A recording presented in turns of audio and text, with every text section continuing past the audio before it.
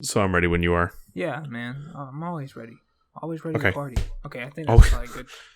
All right. Let me turn you down. Always ready to party. Oh, yeah. Always ready to cricket party. We start tonight. Hopefully my computer doesn't restart during the podcast. I don't think it will. Should ask me. Hopefully not. If I hear doo-doo-doo-doo. It's a nice little Windows XP sound. Back in the day. Did you like that? Oh, yeah. I liked it a lot.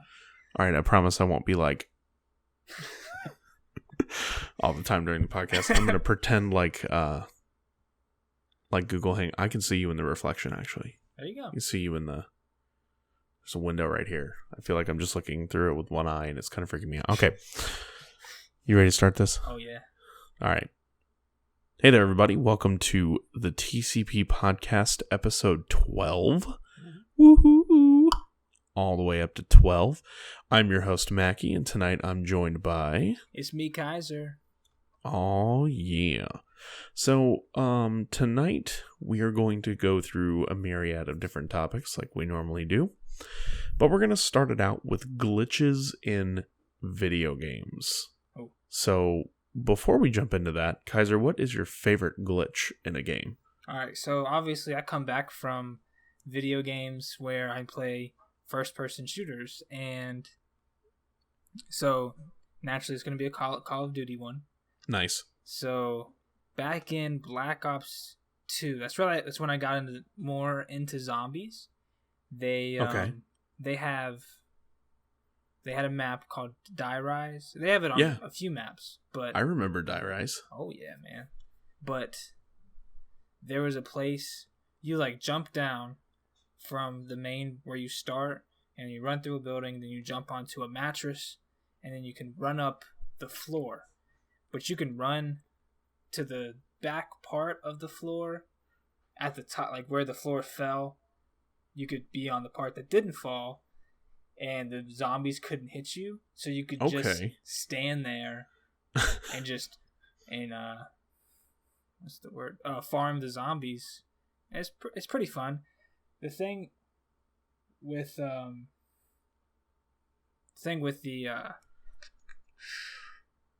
what was I saying?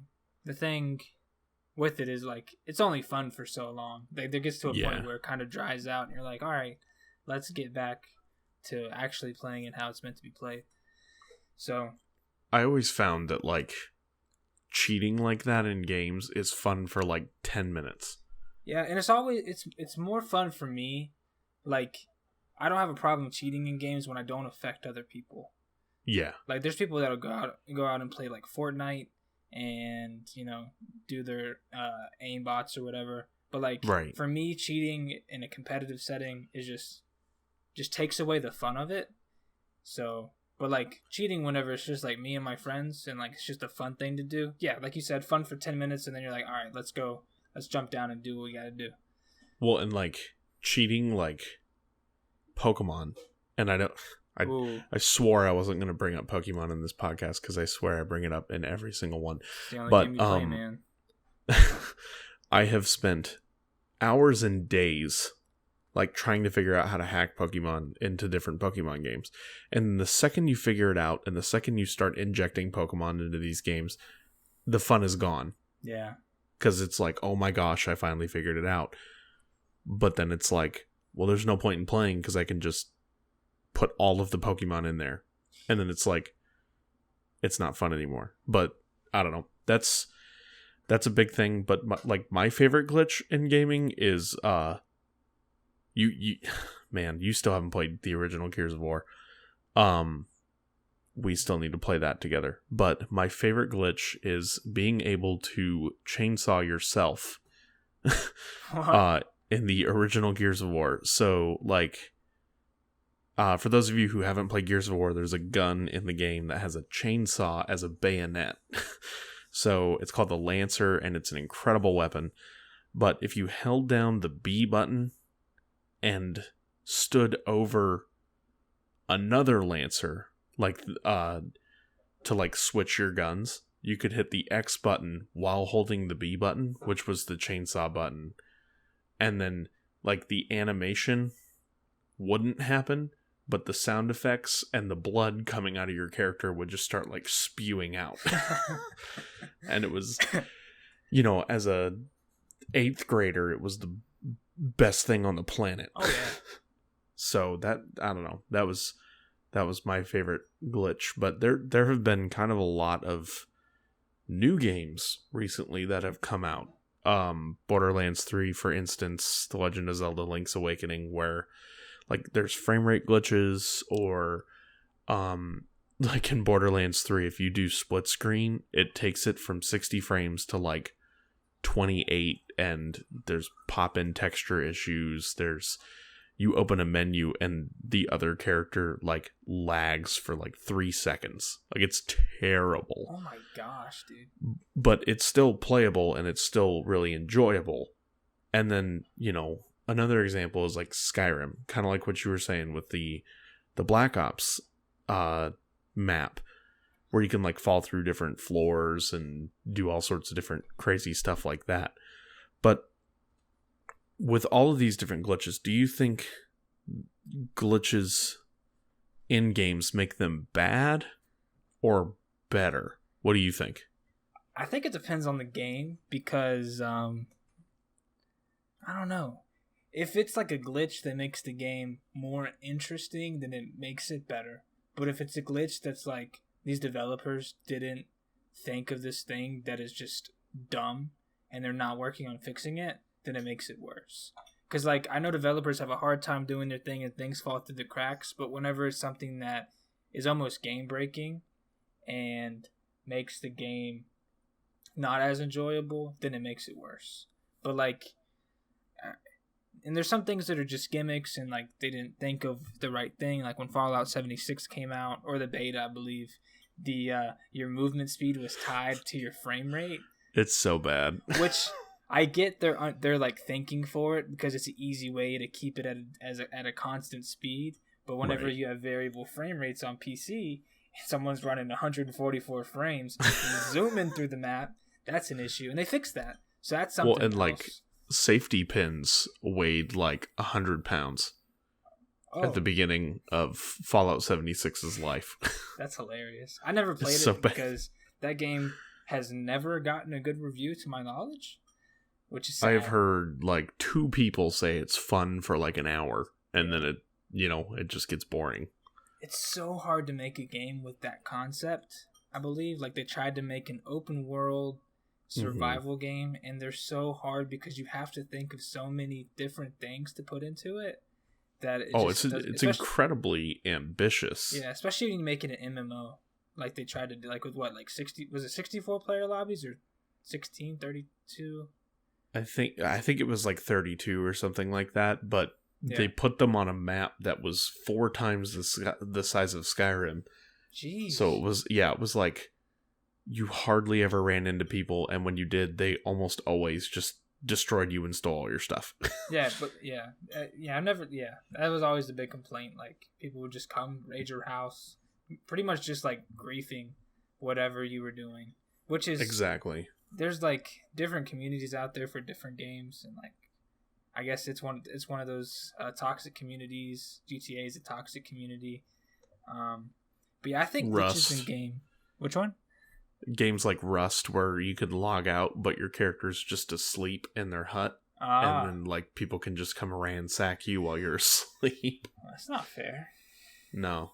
Yeah, but like, I think glitches in games, it really just depends on the game. Also, how fun. I guess the question is glitches in bad games. I think it depends on what makes the game bad. Yeah, that's totally true. Yeah. And, just like glitches in good games too. Like the entire speed, or, not the entire, but a lot of speedrunning communities are built on glitches. Yes. Like it's crazy.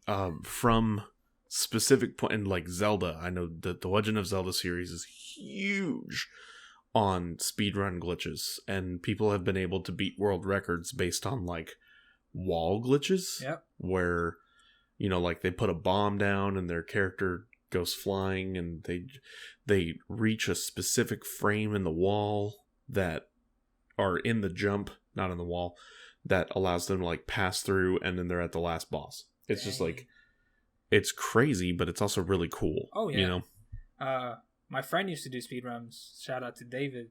And he would show me like Kingdom Hearts speedruns, and there's like a bunch of places you can jump in Kingdom Hearts, like in between games and stuff, and you just kind of skip pretty much the whole level, get to the boss, and some like people you can just like run around and get to the next area. Oh, especially in the 3DS one, in Dream Drop Distance, you can literally, like, there's no jump cap. Oh. In the other ones, you had to get an ability called high jump. Yeah. Where like Sora does a little flip and then you jump higher. In Dream Drop Distance, you can bounce off the walls and then jump higher, and then bounce off the wall and then jump higher, and then like you can just do that chain repeatedly, and there are no boundaries you can like not get to. It's awesome. But yeah, like glitches are fun. Glitches are great. There's a lot of like Easter eggs with glitches. I know like the original Doom had rooms where they had like developer pictures, and like there are games where like you can get into a room via a glitch, and there's a picture on the wall that says you're not supposed to be here, or you know, like little things like that are just, I love it when, you know, either developers add things for fun, or they, you know, just there are some developers that put glitches in there on purpose. And it's awesome. But I don't know. Glitches they're neat stuff. They are. Celeste had a glitch in it on the first level where like you could jump off the spikes if you like did a special. Well, it wasn't just the first level, but there was an issue with it where you could like, if you like are holding like the grapple button and you press jump whenever you come to a floor with spikes, you can like jump the spikes, and they made it into a thing where if you do the entire first level of Celeste without dashing, you get the golden strawberry. So they added that in because of that mechanic, which is kind of a glitchy. And instead of taking it away, they awarded people that could use it to do something incredible. That's crazy. I have heard from Christian, my brother, that like all of the golden strawberries are like, you have to break the game. Yeah. Basically, you know, like just do things like that aren't supposed to happen, and then there's a reward for it. That's so cool. Dude, Celeste is a great, well-designed game from the smallest of developers, which is just awesome to see that happen. I love indie games like that blow up. Like Celeste was huge. Dude, it was so big that it was given away on Games for Gold. Yeah. I mean, that's when you make it. It's crazy. Yeah.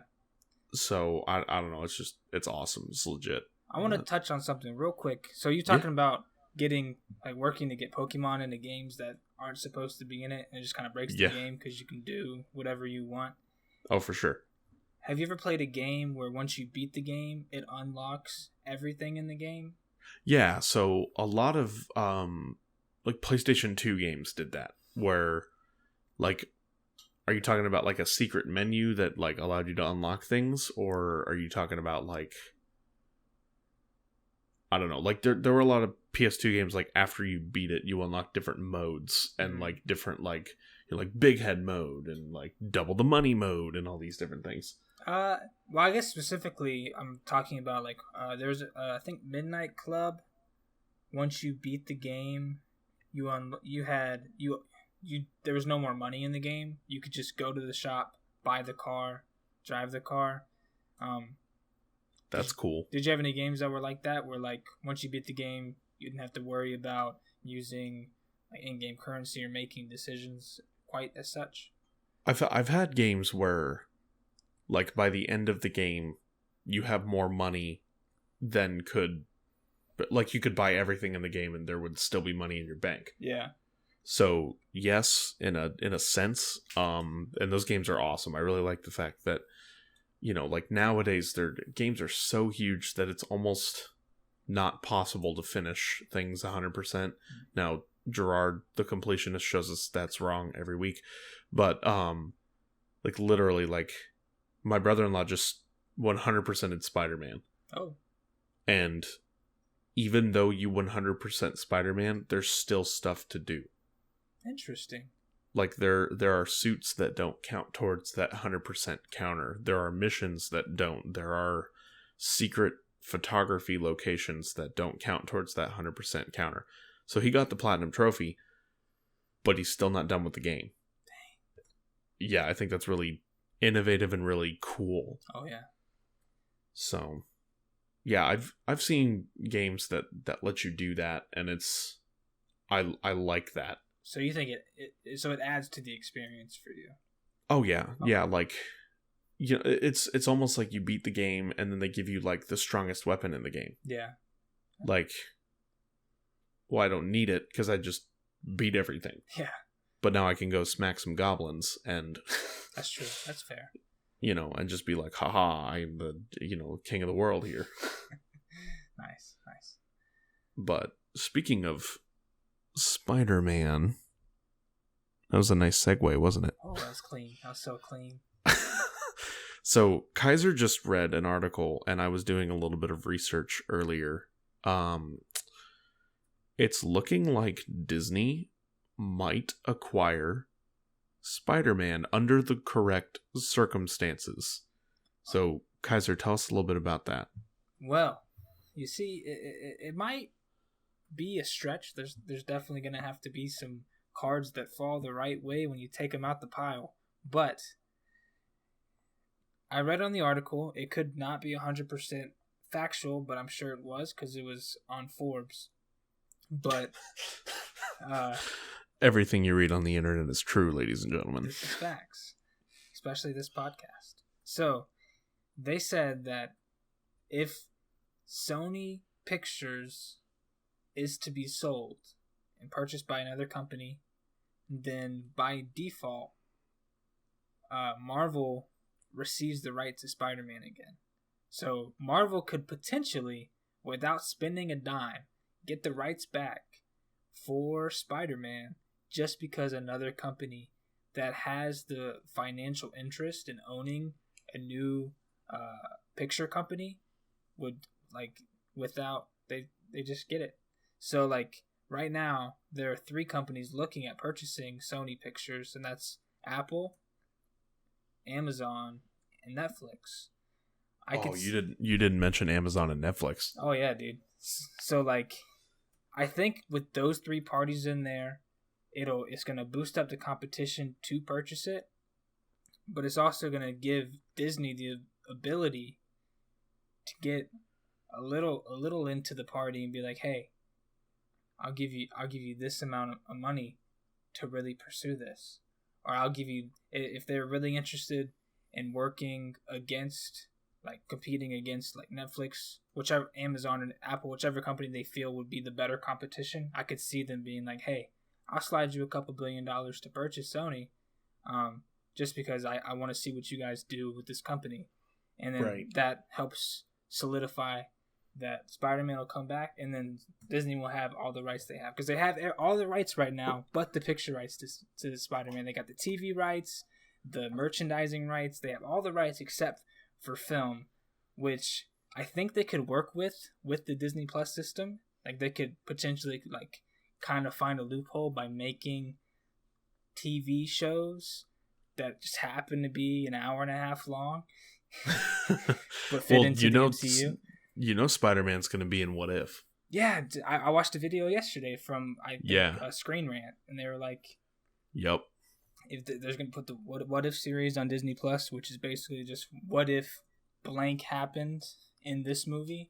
So it's just going to show alternate realities for each major motion picture that Marvel has put out in the past 10 years.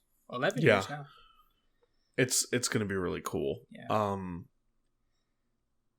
I think Apple is probably the biggest contender. Because if you think about it, like, Amazon already has a lock on, like, all these different programs. And they also produce their own original content. And so Apple does too now with C. And then Netflix would probably be second for me. What I would think would be purchasing them. But especially with Apple launching Apple TV Plus, like, right now. Or I guess in the fall. Yeah. Yeah, in the fall. What better than to just flood it with, oh yeah, we just recently purchased Sony Studios, or, Sony Picture Studios. Here's all those movies. Now you can go watch it on our network. Yep. I think that would be pretty sweet. Yeah, I think Apple has the biggest need for it because they don't have that established infrastructure right now, and they need to build that up. And a great way to get people to sign up would have movies exclusively. And moving forward, it would be like Apple Productions or Apple Studios or something. Like they could get into the movie game. That's true. I wonder with the Sony picture rights if they acquire like Paramount Pictures and stuff like that. Because I think that's a Sony company. I could be totally wrong. I think Paramount is their own thing. Oh. I don't know. We don't have a fact check on this podcast, but yeah. You guys fact check it for us and let us know. I think Warner Brothers is their own thing. I think Paramount is their own thing. But I don't know. We'll have to look into that. Warner Brothers is definitely their own thing. Well, no, they might be Universal. Because Universal maybe they are Wizarding World. I'm not. There's so many so many like webs connecting. There's so many wizards connecting all this stuff. So it's kind You're a wizard, Michael. I know. What house are you? Slytherin. Nah, get out of here. I mean, everybody knows. Like, it's pretty obvious I'm Slytherin, right? I mean, yeah, but I'm a Ravenclaw, so. Dang. I didn't know Ravenclaw is that still at Hogwarts? I think they took him out when Harry started. Yeah. What? They took out the House of Ravenclaw. They just had the two people wearing blue in the movie. I was gonna say they mentioned them like. Once again, we don't have a fact check, but they mentioned them like 12 times total. His 7th year. Just for the diadem, they were like, "Oh yeah, Ravenclaw's a house, and she has a lost diadem, Yeah, Oh yeah, because with the Deathly Hallows. Yeah. Man, it's been a minute. I gotta go back and reread those. Pretty sure the only Ravenclaw names we hear in the movies are Luna and Cho. Yeah, I was gonna say I know Cho's a Ravenclaw. I thought Luna was a Gryffindor. No, Luna's a Ravenclaw. She reps Gryffindor like it's her house, but she's Ravenclaw. Are you sure? I'm 100% sure. Luna Lovegood, is she a Ravenclaw? Yeah. I'm Googling this. Go ahead, man. But yeah, guys, I'm pretty hopeful. Like, when it all started out with Sony and Marvel going at it with Spider-Man, I was pretty confident in like the fact that it's gonna end up on Marvel's lap just because it makes sense for the people, for everything. So I'm really highly confident Marvel will have it back. Mackie just found out that I'm right. Go ahead and let us know. She's a Ravenclaw. Oh man, I knew it. You know what's frustrating though is that on the Harry Potter wiki, and I know this is lame, there's a picture of the actress, which is interesting. You learn her birth date, her blood status, her marital status, her nationality, her titles. There is a picture of her signature. What the heck? You learn that she's a human, she's female, she has dirty blonde hair. You learn all about her genealogy, what kind of wand she has, and what kind of Patronus she has, all before you find out that she is a part of the Ravenclaw house. That's hilarious. Like, what? That's actually awesome. Just because, like, being part of Ravenclaw is that minimalistic, it's really not a big driving factor for who you are. Like your wand type, and everything like that comes first. You're like, yeah, you know, I went to Hogwarts, I studied, I really into history of magic, you know, and I'm an Auror now. She's not an Auror. Well, no, not for her specifically. I'm sure she was no Ravenclaws would be Aurors anyways. Well, but yeah, by the way, I think I was a Ravenclaw at one point. Can't really remember. They didn't mention me at all. So, okay, you're a Slytherin, I'm a Ravenclaw. Allison's a Ravenclaw. Hufflepuff. No, she's not. Yeah, she's a Hufflepuff. Horse apples. Yeah. She ain't no Hufflepuff. She's definitely a Hufflepuff. She's texting me. Wit beyond oh, she says hardcore Hufflepuff. You ain't no Hufflepuff. She's like a Huffleclaw. She said, wit beyond measure is man's greatest treasure. Hashtag Ravenclaw. Bring back the bronze, baby. Actually, she said hashtag Ravenvlaw, but I'm going to let that slide. Oh, there's a typo. That's messed up. Yeah. All right, moving on to our next topic here, because we have gone way off the rails. Oh, I would like to commemorate Nintendo on their recent release of the Nintendo Switch Lite. We had a discussion about it before the podcast. We're definitely like interested in it. I almost went and got one, but the problem for us is that you can't record with them. Yeah, man. Like there's no current way to use like a PVR with them. Yeah, I wish I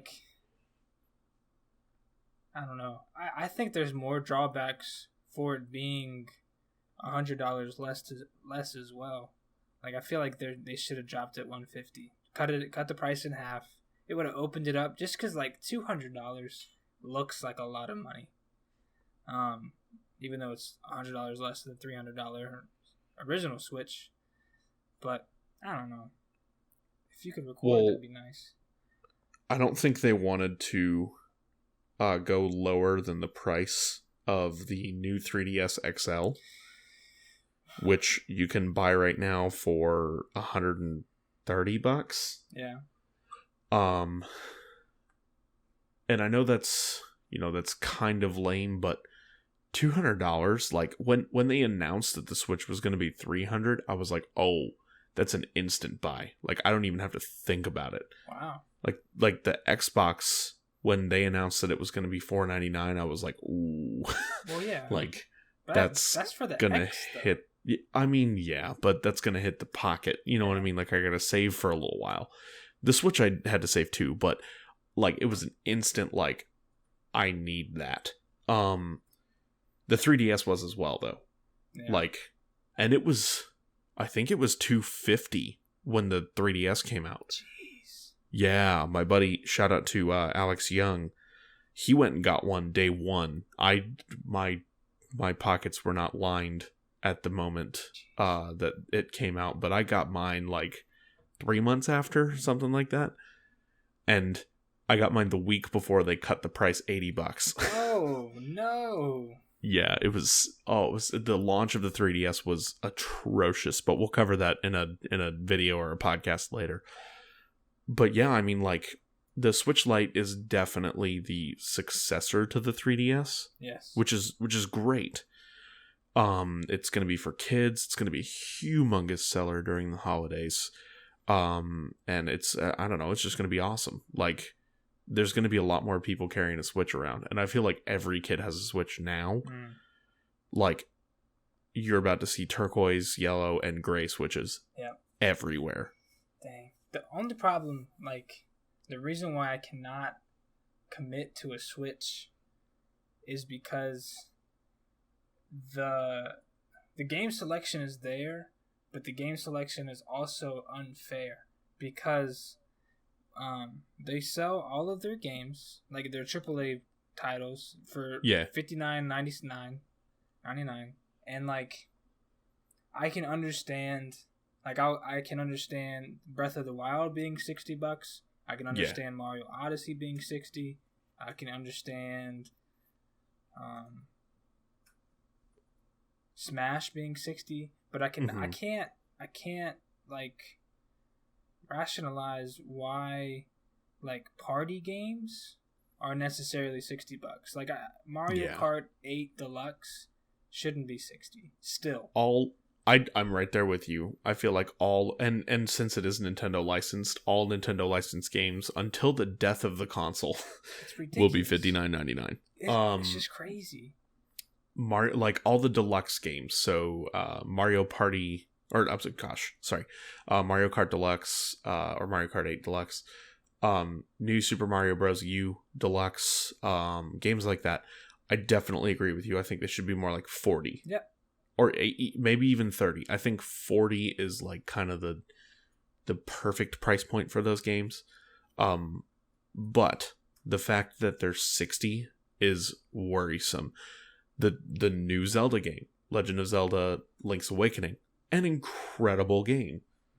It's a remake of a Game Boy Color game, though, that maximum will take you about 15 to 20 hours to beat. Yeah, that's why I left that off the list, because since it was a remaster, that's great. I know they put time into it. Oh, yeah. But like $40 or $40, $30 or $40 makes sense. Oh, yeah. I would have bought the mess out of it if it were $30. Yeah. But the fact that, like, and I know people who speedrun it in like 2 hours. That's ridiculous. Or can beat it in like 8. Like, that's just, I can't, as somebody who, buys games often, I can't drop $60 on a 10-hour experience. Yep. When I can drop $60 on something like Borderlands, that's going to be like a 200 to 300 plus hour experience, because I'm going to play through it with every character. There's DLC coming, all these different things, Yeah, I just wish game companies in general came down. It's been 60 for a long time, and with the introduction and ease of access of the microtransactions within the game, they could like Fortnite has done it, which it's a terrible example because of like it's just on a different level with everything. But Fortnite was free. People have definitely spent hundreds of dollars personally on the game. I haven't, but people have. And like, I can understand developing a whole game and being like, I want to sell this and make money off of. That makes sense. But I think sell the game for $30 or $40. You'll sell more copies because you'll get people that are like, that's an interesting idea. Let me try it out. And they buy it. So like, I just think it's time to bring down that price point, and all it takes is one company to do it, and the rest have to follow the trend. Yeah, and this is just me personally, but I think they should sell digital for $10 less. Yeah, that's fair. Just because, like, and I'm a physical person. You guys know that. So if I'm gonna go buy a game, I'm gonna go buy it from a box store, have that box and disc on my shelf, even though I know for a fact that I'm going to plug the disc in and it's essentially just a key to download the game from the Xbox store servers. But if they did like digital deals, which some companies do, the new Plants vs. Zombies game this is terrible, but it's like Battle for the Neighborhood or something. They did like a pre-release where you could save $10 on the game if you bought it now, and it's digital only, but when it comes out it's going to be 40 instead of 30. So I plopped down and got Whitney because it's one of her favorite series. Battle for Neighborville, I think is what it's called. But if companies did that, where you could save $10 and get it digitally, as opposed to buying it in store physically, I think that would be cool too. Yeah, I'd be on board for that all day. Because, like, obviously, I don't need the physical copy. I just bought Xbox One S all digital, so... Oh, did you? Yeah, so... Nice. I don't know. Something, just to give the people something to make it more accessible. Because, like, people want to play games. People want variety most of the time. But having to fork up like, I don't know, it's so much. It's like it's more than half of $100, and that could be used in so many other ways that they'll think of before. Oh, if you think about it, dude, when you're a parent, yeah, perspective on that shifts, and it's like, do I buy diapers and formula, or do I buy the new Call of Duty game? Exactly, and like, something has to adjust, because I can buy a controller that is not the standard black or white Xbox controller, pay $64, or I could buy a game and pay $60. I'm gonna get more use out of the controller that can be used for anything. I understand the game took like some more stuff, but the pricing is just weird on that for me. And the thing about it is that, like, if you buy a game from like a GameStop or a Walmart or a Target, the developer's not getting that money. Yeah. GameStop, Walmart, or Target are getting that money. If you were to buy the game from the developer's website, for instance, they get all that money, which is one of the reasons why I support like Humble Bundle, because not only can you give 100% of the money to charity on the bundles, but the developers get that money. So it's just, I don't know, it's not necessarily a gamble, but it's just kind of up in the air, like you were saying. It's just like, I don't know, buy your games wherever you want, because it doesn't really matter, I guess. That's fair. Yeah. It'd be cool, like, yeah, if you bought it off of the developer's website, if you got that bulk price. Yeah. Like, if you buy, even if you, like, especially if you buy it digitally, because they don't have to, like, make that game. They just give you the key for it. But, like you said, like, Walmart, GameStop, Target, they get that money from it, and they've paid less than $60 for the game. I think the last time I looked into it, they pay on average like, it's like $34. Dang. Imagine. For the discs or something like that. Yeah.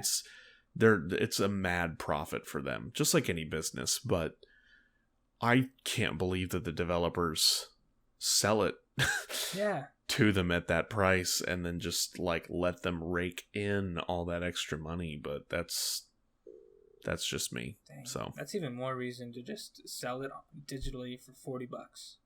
Yeah. They still get. Ooh, I like that. I like that better at 40. Yeah. Could you get like? So. I don't know. Yeah, like if they did it for like $40, you could even throw in like some extra digital goodies just for digital players. Yeah. And I know some games do that. Like generally, when an Assassin's Creed game comes out, there's like 9 or 10 different versions of it. Yeah. And there's like physical ones and digital ones, and the digital ones have, you know, a different weapon or a different, I don't know, a different hood, or I don't know. A lot of stuff. Yeah. And speaking of new games, Kiser, have you had a chance to play some Modern Warfare beta? I have, and it is incredibly good. Is it? It is. You're the second person who I've talked to who has said like, dude, this is going to be the new like base point for Call of Duty. Unless they do something incredibly, like, they'd have to change the way the game is for them to mess it up between the beta and release. But like the game, the sound, the audio in the game is beautiful. It, like, you can tell which gun is shooting, roughly how far away it is, and like you can tell where it is on the map. Just with audio, like guns sound different inside versus outside.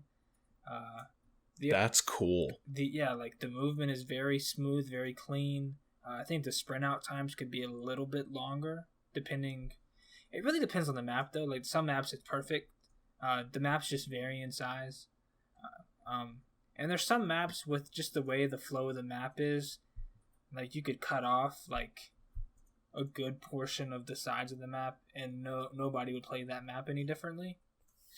There's one map, I think it's I can't remember the name of it, but it was day one. It was the only map you could play the new EMP search and destroy, search and rescue type game mode, and the whole, like, one whole side of the map is like a no man's land where they have trenches and stuff, and like on one side of the map there is a building that looks over it, and the other side there's like a half-size building that looks over it, and it's just not a safe place to go, so nobody really uses it.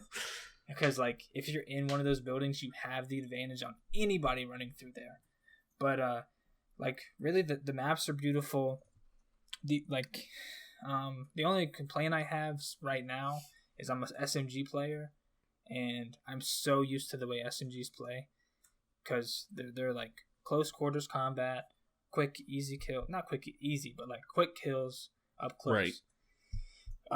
And I've been losing gunfights at close range with assault rifles because the assault rifles just seem to shoot too fast for me.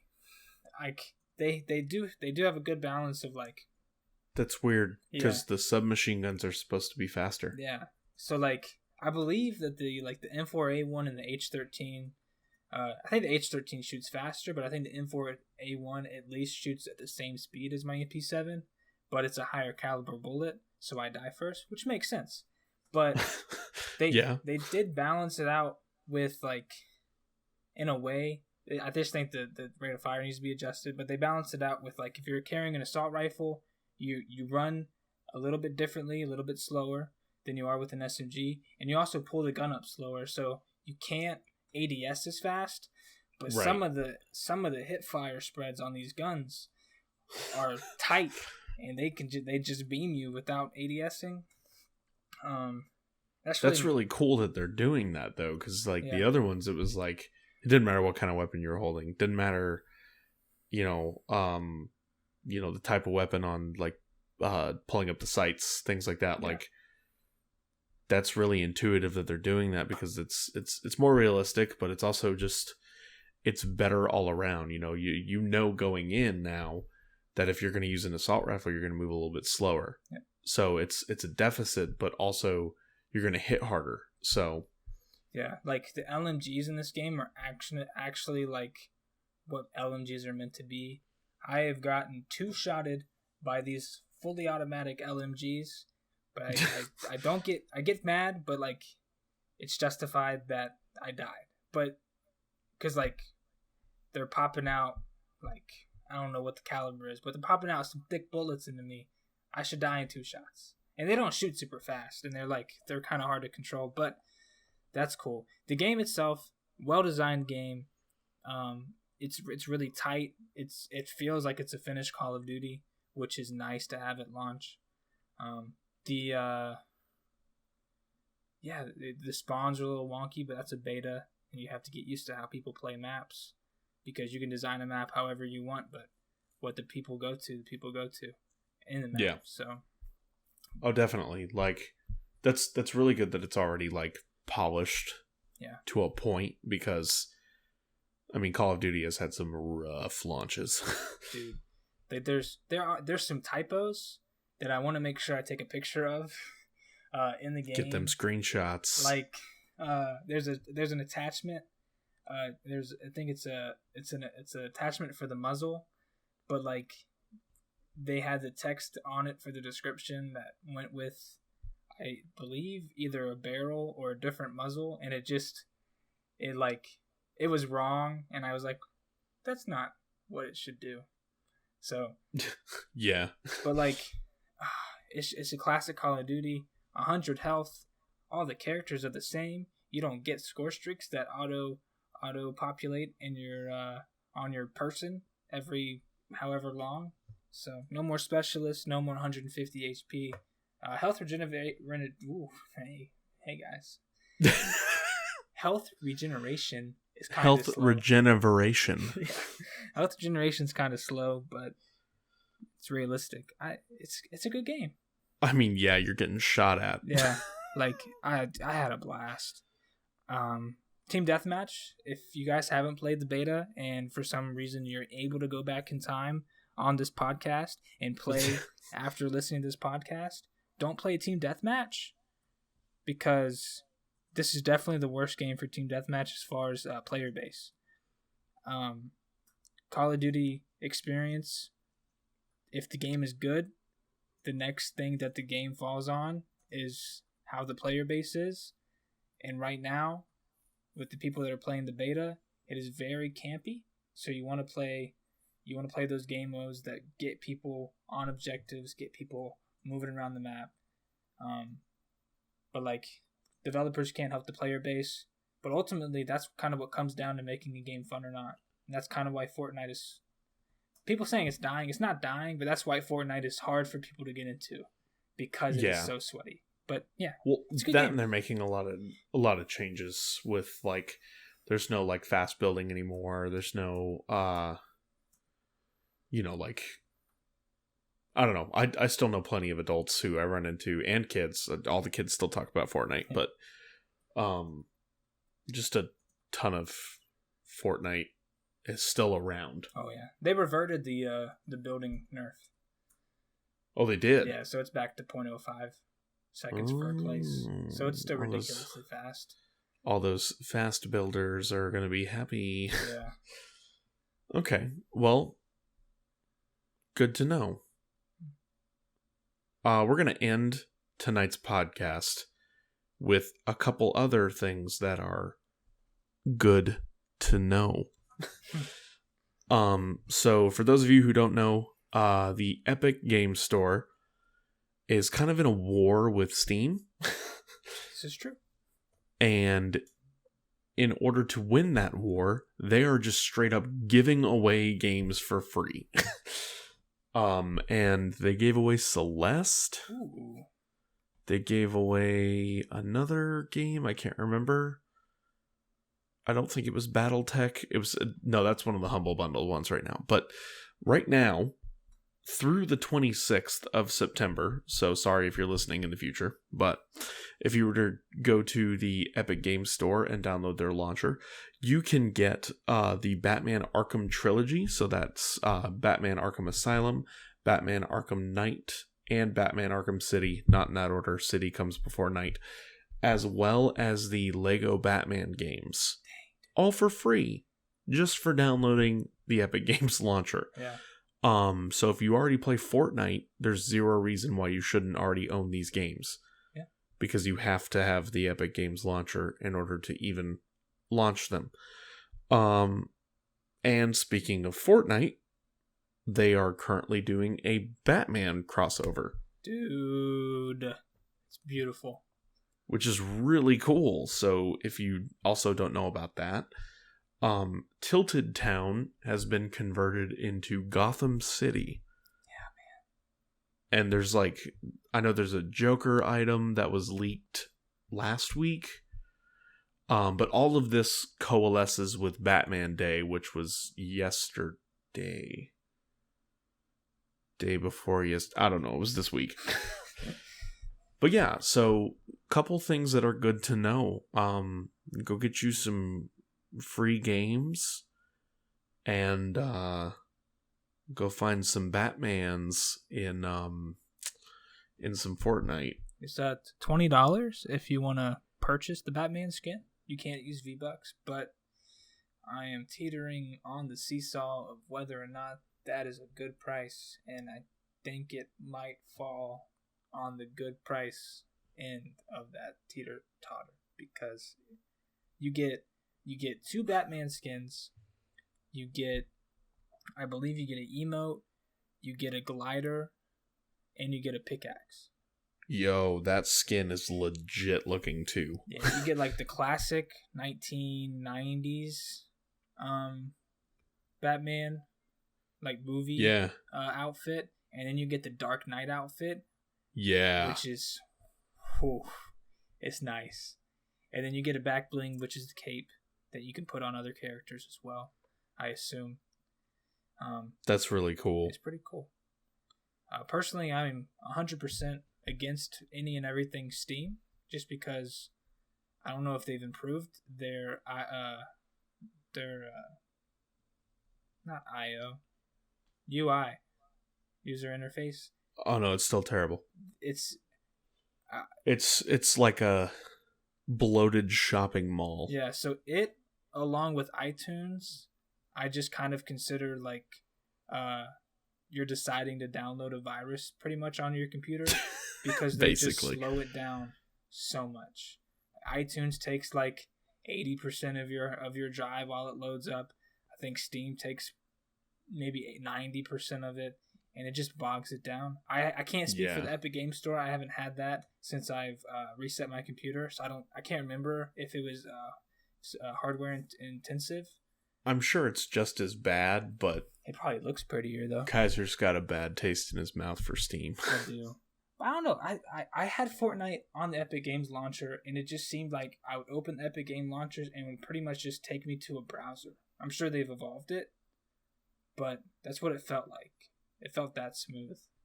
I've only played Fortnite once, and it was on the Switch, and I deleted it after one match. But dang.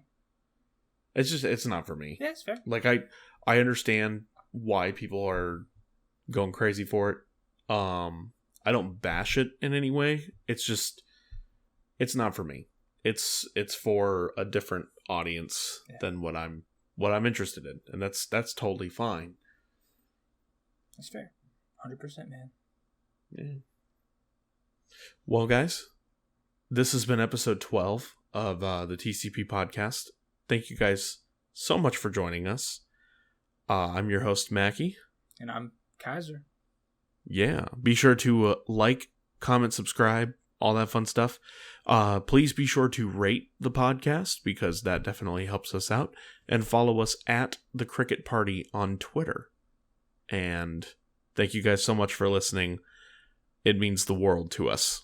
So we will be catching you guys in the next one. Yes, we will. And if you're upset that we didn't have a video cast this week, we're going to try our best to get it up on the next 2 weeks. It's been a really busy season for us. But on the next TCP podcast, we hope we'll have the video cast back for you guys.